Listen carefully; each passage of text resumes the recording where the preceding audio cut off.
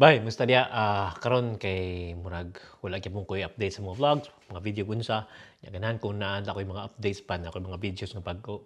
Videos nga bago. Nya kanang the thing is kanang murag na busy ko lately and I haven't been putting up a lot of videos in English siya. Nya padung na sa siya tugnaw karon. So pag summer na busy kog mayo dagang kong gibuhat, dagang kog busy ko sa akong life unsa pa na diha. Karon kay murag balik na sa kog ka busy. Pag birthday na ako last April 19, medyo last year hectic kayo, na-stress ko. Birthday na ako nagtunga. Na-stress gid ko maayo tungod sa pandemic sa kung sa pag-eskwela. Karon mo ra gyapon. Same thing, same story. But either way, everything's good.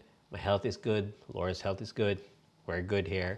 And also dili kayo murag wala may zero cases mi karon pero naa mi gina-check pirmi. So we're in okay ra kami nga rin sa Australia. Ang kuan lang namo is sa Pilipinas daghan na kayo. As of today sa India grabe gyud kayo ang ilahang kuan, grabe ilahang outbreak. Daghan kay hospital, there's no more hospitals and ang ilang oxygens it's running low. So yeah, COVID is real. So maglagod ko mong kita ng mga tao mong sig-post nga kanang it's not real, binuang ra na siya, conspiracy bullshit. Come on guys. Hindi mo ganahan, kung hindi mo motuo, just don't preach wrong information or information na kanang wala mo kabaw unsa. Okay, wala kabaw. Like some people have their families gone with this thing, and you guys are just anyway. Dito mo na. Muna na siya by end. As of now, nagtuon ko na ka-exam na taod. So, wish me luck. Good luck. Muna siya yan. Try sa kong streaming. So, atong setup ko ron bago. We're doing 4K and atong profile. I'm trying out S-Cinetone pang tinapol, but I like S-Log so much. I might go S-Log in the future, but 4K, murag 10-bit ni siya ang color profile ani. So, murag mag-edit ko. Daghan gid color da. Murag ana, pro. Okay ra ta. So, mura na siyang update na Warren Bay. And anything else, just hit me up. Also, nag-inom ko Red Horse the other day. Wala na rin yung Red Horse. Ang Red Horse diri ba kay kananay ka ng wow, na kadali.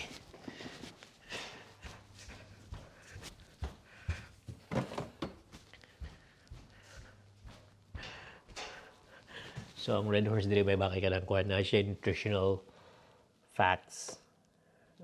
Ba't makita? Taon. Tala. So, na siya nutritional facts. So, muna ang Red Horse diri. So, muna siya ang Red Horse diri. So, dapat naka-information nga nani para ma-accepted. So, muna siya. Kapalit lang sa mga tindahan diri. Muna na siya ba? So, other than that, yes, I miss you all guys and I miss all the adventures and everything else. But busy pa taron. Wala kay tayo update. Hopefully, okay ra. And also, I'm trying to ask my friend out there, Roy, to put up vlogs and have his YouTube channel. He's a lot, nasa sa China karon siya travel. So, if ever na sa YouTube channel, ako may link sa ubos. But other than that, mura na siya ba? So, nasa kayo sa kasep ng setting. Todong ko nagagamit og ang camera. So, kani ko ng wireless microphone ko, dapat kusog ang gain para nyo ang tingog, ang audio. Nga kanang imo na lang i-adjust diha kung makita nimo dili mo lapas sa 12 or 6. So technically by gusto na tag technical sa camera in the future. Wala lang koy time karon. Pero yeah, story na in the future and we'll see how this goes. I hope you guys also ma-encourage mo mag video mag YouTube, mag trip lang videos ng kulingon. Wala lang trip lang. No stress. Anyway, magtuon ako pasig magbong ko. Simpak ko.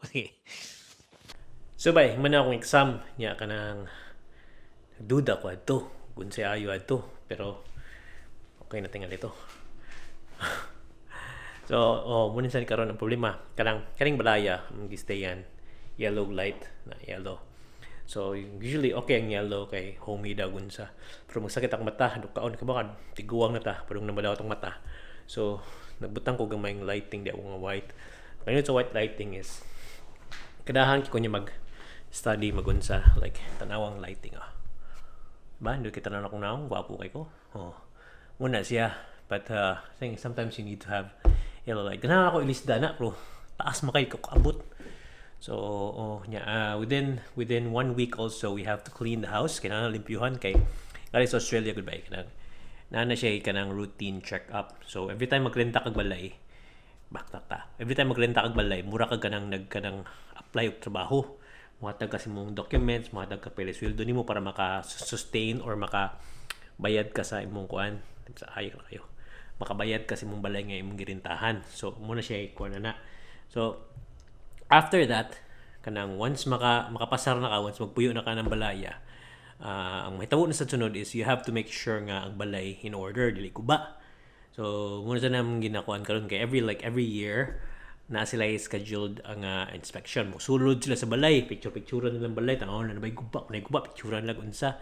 So tanawon na kung okay ba nimo ba nimo gubang balay kay thing is kung asset na sa nila niya kanang ko ang balay maganam ka guba, maganam ka bati, maganam ka mauna siya maka-apekto sa na sila ha. So muna siya kanang next week but kanang random na kung ipostorya next week na mo inspection ni balaya mo check tanaw nila kung okay ba mo ba na akong lawn giunsa ba na ako gi-maintain ba na ako limpyong balay gi-maintain ba na ako nga wala maguba ang mga stuff around the house. So muna siya next week daghang makog buhaton daghang makog tiwason nga edit daghang giway buhaton but kaya natin to. And then, limpyuhan akong balay, organize na ako, limpyuhan akong mga banyo, organize na akong mga lutoon niya, kanang mga stuffs nga murag kanang nabugan or kanang mga, if ever na mga cobwebs everywhere, kaysa sa hilong sa karahin na mga cobwebs, limpyuhan sa na nato. So, ako na i-span within 5 days. Pwede may magpako-cleaner, pero gasto niya. So, anyway, I'll just do it myself. I'll allocate na ako 1 to 2 hours a day, usa ka part, like, tapit sa taas dire, na. So, hinay na nato. Muna siya, maguna na baka mularga taglaing lugar, nindot kay balay, grabe, nindot kayo niya, may problema gunsa. Pero wala mo kay babay, nga kanang once mo mukha muglaong balay, bayad mong dako, at the same time you have to maintain, unless kung nakapalit ka balay, unless kung taga Australia na gigo gunsa. Pero, mauli mami ni Laura. But anyway, kung unless kung kuan, kanang confirm or sa kanang nakuha na gini mong balay ba imuha na gid ba klaro story paling-paling akong utok kanang unless imuha na gid ang imong balay pwede ka kabuhat bisong unsa wala na inspection pero kung nagrenta pa ka pagod shot ka mura ka nang kuan ba wala na ako guba na so muna siyang kuan karon and mubalik na kog buhat sa bati agin nga yellow ay nguna ka rin sa white nindot na siya kamay white yung murag kuan. Sige, magtrabaho sa ngari. Si Laura wala pa. Kano po napay-work. Duhay work ni Laura. Lain-lain 3 days. So, mostly nag-work siya. Stress kayo. Ako sad, nagsigi ko. Nag-spila man ko stress. Pero sikwati sa ko. But anyway, let's see how this goes.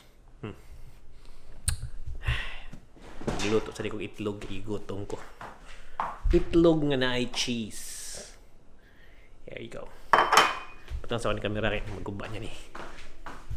Okay, so karon kay nakahuna-huna ako since kanang kuan, there's an opportunity for me to like clean the house this week. So ato nang i-vlog ang tibok week na to maglimpyo sa balay. Try lang ako pero dili ang tanan kay hugaw kay balay. So binisaya lang tang vlog this week. Hopefully it's gonna get my spirits up and get me to work. Also I have a lot of things to work, like a lot of things to work. Muna akong set up. And if ever, hold on. And if ever mag-ask mo, ano man saba? Kanang fan na siya nga saba.